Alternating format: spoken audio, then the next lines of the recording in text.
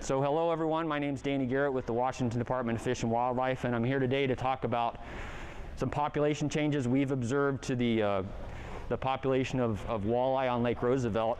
A number of other people have contributed to this work that I work with: Kent Mayer, Kenny Behan, Bill Baker, and Randy Osborne. So this is a group effort, and pleased to be here today to share this with you.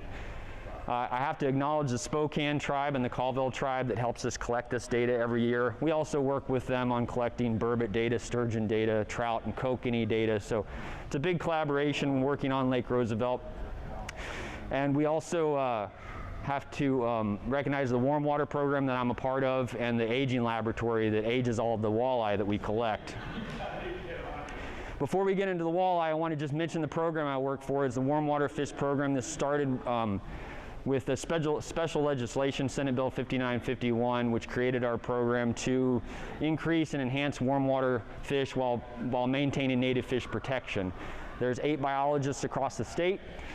We do lake and reservoir sampling. We do some limited fish stocking like tiger muskie. We do some fish translocation. We recently moved some crappie from Silver Lake in Cowlitz County over to Sprague Lake here just west of Spokane, trying to boost that population. And we do outreach like this, and we're hoping to do some future habitat work on places like Moses Lake. The team I work for, which is 2 guys, Kent and myself, Kent Mayer, we work in regions 1 and 3, but I cover the whole state. We get together a lot to do these surveys, so I go over to banks and potholes in Moses a lot, and it takes quite a group effort to pull these surveys off. So let's get into it. So we're going to talk about an annual survey of walleye that we started back in 2002, and this is we use standardized protocols that we borrowed from Ontario. There's been walleye biologists working on walleye for a lot longer than we have. And these protocols are important because they're in the fall, they're between 10 and 15 C, which is in the 50s Fahrenheit. So as that water starts to cool, that's when all the different sizes of walleye are moving around and feeding, and they're pretty evenly distributed in the reservoir. We also set nets down to 100 feet because Roosevelt's very deep, and the walleye utilize that habitat. There's oxygen all the way down, or almost all the way down to the bottom. So we do all these things to try to capture a representative snapshot of all the different sizes of walleye in the population. One of the main things we monitor is our catch, which is the number of walleye per net. It's our surrogate for abundance. We look at the age and the size structure. This will all make sense when I show you the graphs. And the sex ratios, age at maturity, how fast these fish become reproductively mature, and then their growth. So now let's look at the ages of walleye. So this is all of the fish we've ever collected over 20 years, almost 16,000 fish. And one of the main take-homes here, and it takes a lot of graphs to break this down and understand a population because there's a lot of different things layered in here. But the first thing is to understand is that this is mostly made up of young fish. When you get a big year class, when I say year class, when you get a big crop, every year we get a new crop or year class or cohort of walleye that the eggs hatch out and those fry start swimming around and feeding. There's a tremendous amount of mortality on those fish the first year, and depending on how many survive, environmental conditions, how many get eaten, we get a big year class of fish. And then over time, those fish die off and we get fewer and fewer of them. But the vast majority of the abundance is driven by big year classes of young fish that are very abundant at 1, 2, and 3 and drop off dramatically after that. So 85% of this population, more or less, is 3 years and younger. So now let's look at all the different ages of walleye. So this is all the years, and this is all the ages of walleye we've collected. And why this is important is we want to look at year class.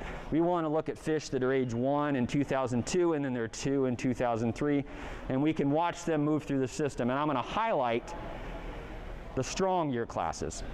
Now when I say strong, I mean these are numbers that pop out significantly from other years. And what's fascinating to me is even though we don't touch that many walleye relative to the hundreds of thousands that are out in the reservoir, we touch enough of them to detect year class strength all the way out to age 7 and 8. You can see these numbers here are all bigger than all the other numbers for age 7. So we can track these years for 6-7 years later. We're still picking up strong year class strengths. Another interesting thing is during the early part of the data set, we were getting strong year classes every 2 to 4 years, 3 to 4 years. Then we got in this cycle of every other year. And our highest abundance so far has been in 2018 when we had a big year class, but it was also stacked on top of another big year class, stacked on top of another big year class, and that's the highest abundance we've seen in 20 years. So it's all about layering in new year classes, and they consistently put out big year classes every 2 to 4 years, which drives that fishery. And it's one of the reasons why we have a tough time affecting abundance with harvest. So let's look at growth real quick, because they do grow awfully slow in Roosevelt relative to all the other waters. An age 2 walleye in Roosevelt is 14 inches. An age 3 walleye is 15 inches, 15 and a half. Age 4 is about 16 and a half. Age 5 is 17 and a half. So only growing about an inch a year, which is really, really slow. Reason being, Roosevelt is a very prey-limited reservoir. It's not very productive relative to other reservoirs, and there's not nearly as many fish for these walleye to eat, so they grow a lot slower. Now let's compare the growth from Banks and Roosevelt to kind of drive this point home. So we have Banks Lake in the blue and Roosevelt in the yellow, and these are growth curves showing how fast they grow across age and length. This is going to make it interesting. Oh well. Roll with it. So, as you can see in this growth curve, the Banks Lake fish grow quite a bit faster, and let me just highlight that for you. So an 18-inch fish in Banks gets there in about 3 years. Takes about 5 years to get there in Roosevelt. Pretty dramatic difference. Let's look at a little bit bigger fish. 22-inch female, takes about 5 in Banks, takes almost 9 in Roosevelt. And as you can imagine, these growth differences play out dramatically in the fishery and the sizes of fish you catch. You mentioned the 4-pound average in the Columbia. I'm sure that's related to the growth curve. Not that there's more old fish, they're just growing that much faster.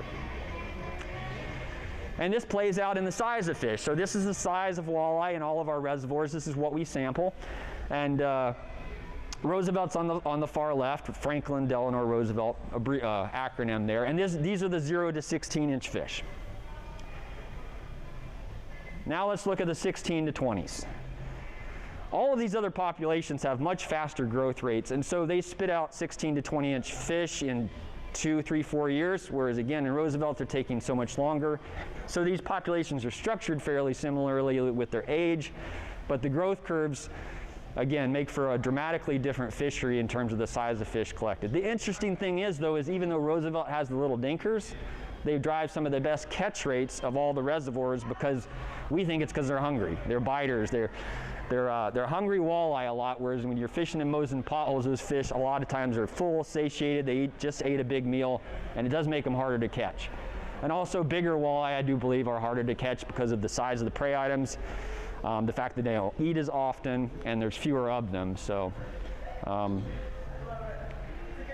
here's the 20 to 24s. You can see Moses and potholes and Banks, how impressive they are. And then the 24 pluses, and of course, they're around. There's just not nearly as many of them. So let's look at how fast walleye mature real quick here. So it takes a male walleye in Roosevelt about 2 years for about half the males to be mature. It takes females about 4 years for about half of them to be mature, or 40%, I should say. So about a 2-year difference between males and females. 80% of the males are mature at age 3, and 80% of the females are mature at age 5. So when you're catching a little snaky age 3, 12, 14-inch walleye, that's a mature male. It's one of the reasons these are so successful, this species, is because they reach maturity so quickly that they are able to contribute back to that next generation really quickly. Females, it's a little bit longer, but still, half of the age 4s, excuse me, half of the age 4s. So there's still a lot of 4-year-olds in this population to drive egg production.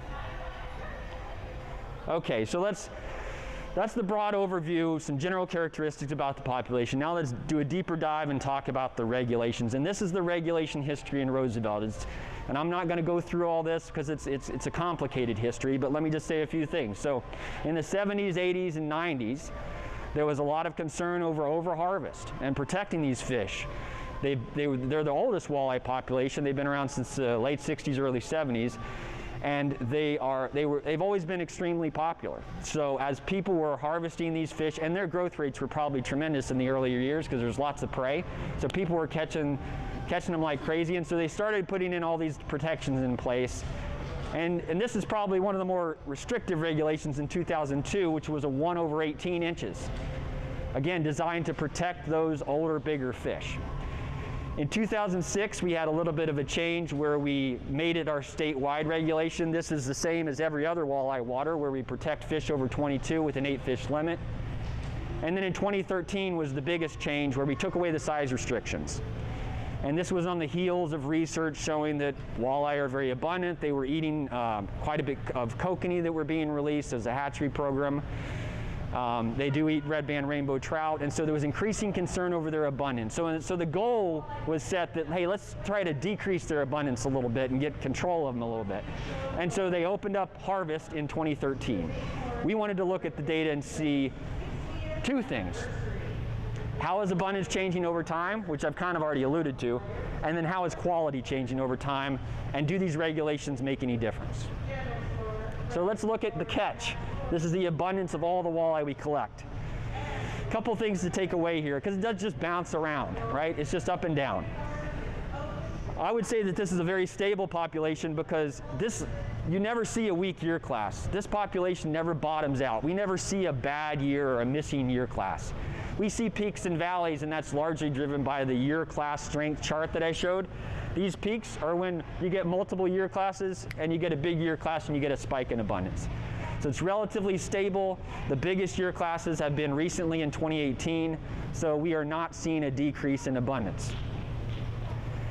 Let's look at the 22-inch fish though, and as you recall from the growth graph, these fish take a while to get there, 8 to 10 years to get to 22 inches. So they are not replaced at a higher rate, and they're vulnerable. The older you get, the more vulnerable you are to being removed and not replaced. And so until the last couple years, we were seeing a real strong decreasing trend of fish over 22 inches. We've had a slight uptick recently for a couple reasons I can get into, but basically the harvest has removed enough of these fish over time that we're seeing a reduction in their numbers. Again, these are older fish that are easily exploited.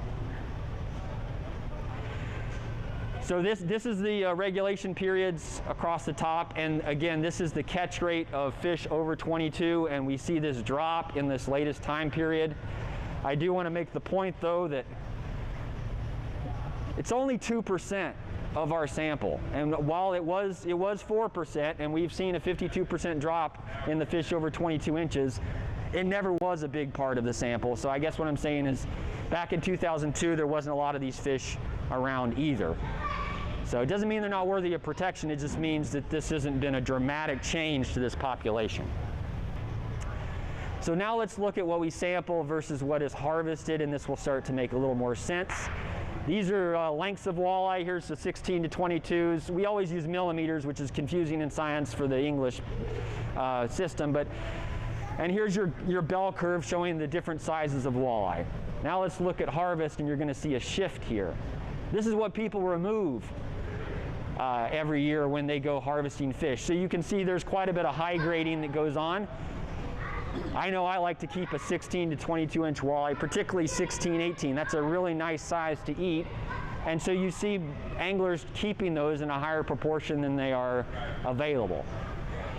Of course, the flip side, the caveat here is if you're talking about over harvesting 4 and 5 year old walleye, you can take a big bite, but they're going to be replaced in 3 to 4 years. So it's, again, until we see weak year classes, this population continues to replace itself, but these older fish are vulnerable. Okay, so a few more graphs here, bear with me. So just to drive the points home here, this is the catch The yellow is the catch of all walleye, and the pink is the catch of the walleye over 22. This is a messy graph, but this and everything else I've said tells me that we have not affected the abundance of this population with harvest. We harvest every year. We harvest close to 50,000 walleye, we think. So there's a lot of harvest. It's been occurring for 20 years, but these year classes that the environment spits out aren't changing. So basically the walleye population keeps giving us these strong year classes. But again, we have seen a decreasing trend with those older fish, and I think that releasing more of those fish would help the trophy fishery. So I threw this graph in at the end because I've made the case that 22-inch fish are going away, and we may have over-harvested them. But I've also made a strong case that abundant hasn't changed a lot. But for the average angler out there on Roosevelt fishing next year or this year, what am I likely to encounter? Well, the bulk of this population, as I've said, is 5 years and younger. These are the numbers of ages of walleye we caught during those 3 time periods, 2002 to 05, 06 to 12, 13 to 21. It hasn't changed. If you break it down and look at the different year classes, you'll see a big 2, and then it'll be a big 3 and a big 4, and you'll see these things change. But overall, the age structure has not changed in 20 years of the majority of the population. So if you're out there fishing on 16, 18-inch walleye, you're not likely to notice any of the changes that I've talked about today. However, if you're a really dialed in, savvy trophy angler that catches these bigger fish a lot, I know for a fact that you probably will see a change in your honey hole up at Kettle Falls, because these guys fish enough that they actually can detect, I think, subtle changes in the population because of how many big fish they encounter. More so than me. A trophy angler will encounter way more big fish than we will in the sampling, so they almost know more than we do. I can't believe I said that out loud. I'm sorry. No, I'm teasing. So the main takeaways here is we get a large year class every 2 to 4 years in Lake Roosevelt. Harvest has little effect on overall abundance, at least of the 20 years we've been seeing. That may change, but so far, these populations are incredible in terms of their ability to kick out year classes. Harvest has reduced numbers of large walleye over 22. I think there's strong evidence of that. Years with the most walleye include multiple large year classes like I showed you. It's not that there's way more of a certain age group, it's just a matter of math, and you get enough big year classes, they age out, and there you go. Anglers are encouraged to harvest small walleye less than 18 inches. Now the regulation says you can harvest whatever you want, but I would just tell you that there's a lot of fish smaller than 18 inches, so that's a good size to harvest. That also tends to be the size of walleye that preys on smolts and other things that we're trying to protect. And trophy anglers can release those older fish to support the trophy fishery. I know a lot of folks would like to see more protections in Lake Roosevelt for the bigger fish. I know a lot of folks would like to see protections in the Columbia River for bigger fish, which is a totally different animal, obviously. But the regulation process is a public process. It's convoluted, it's complicated, and it's hard to have a seat at the table, but I'm not the one writing the regs. The public can propose them, the commission adopts them, votes on them, and then of course people above my pay grade have some say on it, but it's very much a public process, so if you're interested in getting more involved in regulations, I could direct you on our website of where to go. So the big fish are out there. This fish was caught and released a few years ago, and even though we don't see a lot of these fish in our sample, remember our sample is not designed to necessarily target big fish, there's still a lot of really big, beautiful walleye out there to be caught.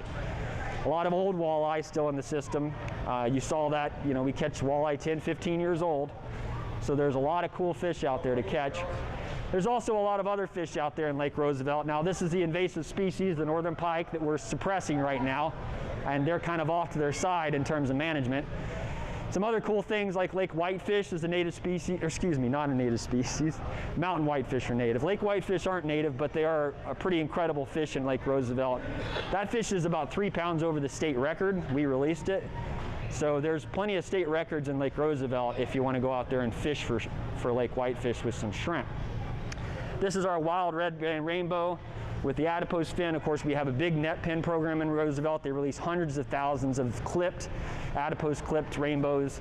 They grow incredible well. It's an incredible trout fishery, and I encourage you, like in the wintertime, when they draw that reservoir down, go down and build a bonfire on the beach and plunk for these rainbows, because they're incredible meat quality too. I'd still rather eat a walleye myself, but if I have to eat a trout, it'd be a trout from Lake Roosevelt. And then burbot, I've eaten them before. They're delicious. They taste a little bit like lobster. They're a really cool species that live along the bottom. You fish for them similar to walleye. And there's a harvest fishery, 5-fish limit in Roosevelt. And there's a few guides that guide for burbot as well. So anyway, that's my presentation on Roosevelt walleye. Thanks so much for showing up, guys. I really appreciate having an audience, and I'll take any questions you have at this time.